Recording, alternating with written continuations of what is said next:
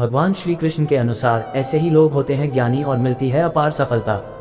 आजकल कामकाज ऐसा हो गया है कि हर किसी को केवल अच्छे से अच्छे नंबर चाहिए।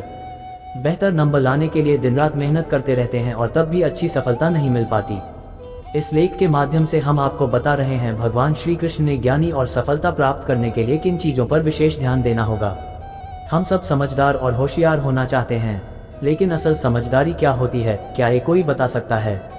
अक्सर हम स्वार्थ या अहम को समझदारी का नाम दे देते हैं, लेकिन हम या हट से किया गया कोई भी कार्य कभी सार्थक नहीं होता। तो आइए देखें कि भगवान श्री कृष्ण के अनुसार समझदारी क्या होती है।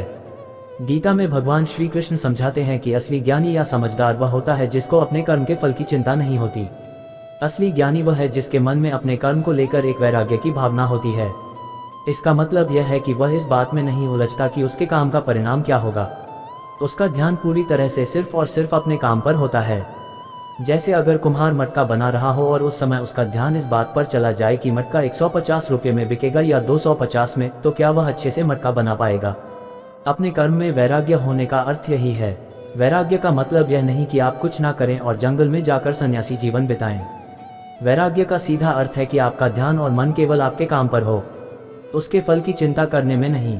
भगवान श्री कृष्ण के अनुसार जब हम अपने काम में इतना ध्यान लगा पाते हैं कि हमें उसके अलावा कुछ न दिखे, तब हम सच्चे ज्ञानी बन जाते हैं।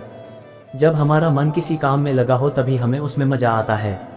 जरा सोचिए, जब आपको कोई काम करना पसंद हो तो आप कितनी जल्दी और कितने अच्छे से वह काम करते हैं। किसी को टोकना नहीं पड़ता है उस काम के लिए, और आपको वह काम करने के परिणाम स्वरूप कुछ और चाहिए भी नहीं होता है। कुछ लोगों को खाना बनाने में यह अनुभव होता है तो कुछ को बागवानी या गार्डनिंग में। कुछ लोग लेख लिख कर इस अवस्था को महसूस करते हैं तो कुछ व्यापारी व्यापार से ही परम आनंद पा लेते हैं। ये सब काम तो अलग है, लेकिन इनके साथ जुड़ी हुई भावना एक है, ये कि आप अपने कर्म को करने में इतनी खुशी पाते हैं कि उसके फल की आपको चिंता नहीं रहती। कर्म करना अपने आप में फल बन जाता है। भगवान श्री कृष्ण इस श्लोक में आगे समझाते हैं कि सच्चे ज्ञान का एक पहलू ये भी है कि हमारा हर संकल्प और हर कर्म ज्ञान से उत्पन्न हो, स्वार्थ या हमसे नहीं। संकल्प का अर्थ होता है दुनिया के बारे में हम कैसी सोच रखते हैं। भगवान श्री कृष्ण के अनुसार जो सच्चा ज्ञानी होता है उसके विचारों में शुद्धि, सरलता और सेवा की भावना भरी हुई होती है। तो आप जो करते हैं उससे इस दुनिया को थोड़ा और बेहतर बना सकते हैं, क्योंकि आपके विचार में शुद्धि, सरलता और दुनिया की सेवा की भावनाओं का मिश्रण है। उसी तरह जब भी आप कोई कर्म करते हैं तो मन में यह बात जरूर रखिए कि अगर आप किसी का भला नहीं कर सकते हैं तो किसी का बुरा भी न करें। जब आपका कर्म इस विचार से उठेगा तो वह अपने आप ही ज्ञान का प्रतीक बन जाएगा। जब भी आप ज्ञान की परिभाषा खोजने लगे तो भगवान श्री कृष्ण की इन सरल लेकिन गहरी बातों को याद जरूर करें।